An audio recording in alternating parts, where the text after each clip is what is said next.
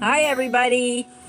Story number 4, episode 10, beginning, part 1, living aboard with Chihuahuas. She did have some very high quality Chihuahuas. She also wanted a very high quality price. I would never do this again, but my next 2 Chihuahuas cost $3,000. I was under the impression that high quality dogs would mean having to have less of them to make a profit. Ciao. She did have some very high quality Chihuahuas. She also wanted a very high quality price. I would never do this again, but my next 2 Chihuahuas cost $3,000. I was under the impression that high quality dogs would mean having to have less of them to make a profit.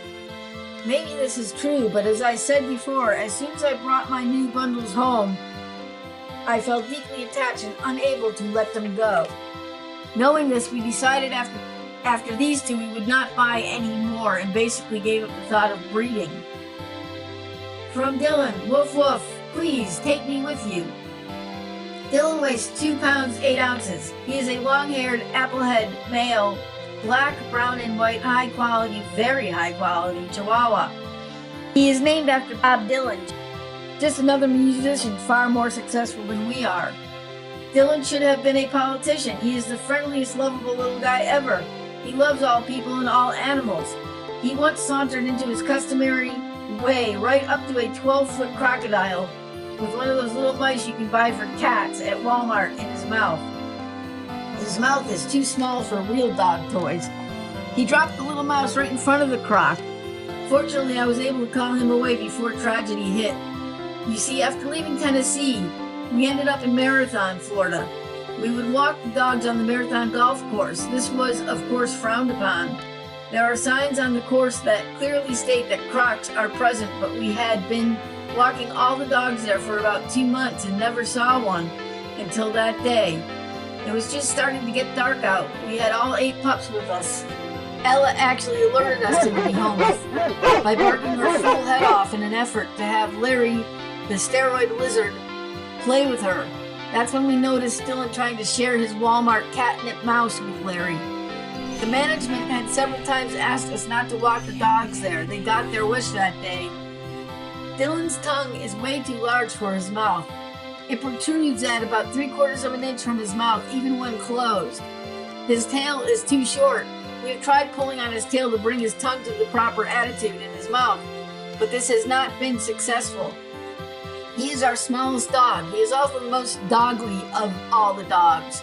When Dylan barks, he sounds like he has a bad case of laryngitis. It's a croak, more like a frog. He's barely audible. We never had him neutered. It wasn't necessary. He's totally incapable. He will lift his leg at the drop of a hat on most anything. He has an insatiable thirst. He'll spend an hour at the water bowl and then throw up everything he has ingested.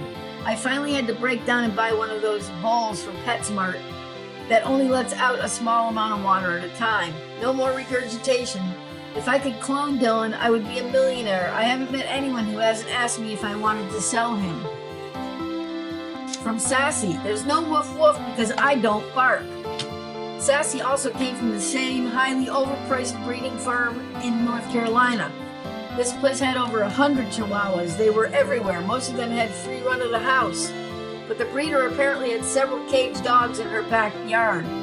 We never saw those dogs. The ones that we did see were very well cared for. Okay, everybody, story 4, episode 10, and part 2, living aboard with Chihuahuas. From Sassy, there's no woof woof because I don't bark. Sassy also came from that same highly overpriced breeding farm in North Carolina. This place had over 100 dogs. They were everywhere. Most of them had free run of the house, but the breeder apparently had caged dogs in her backyard. We never looked back there. Ciao!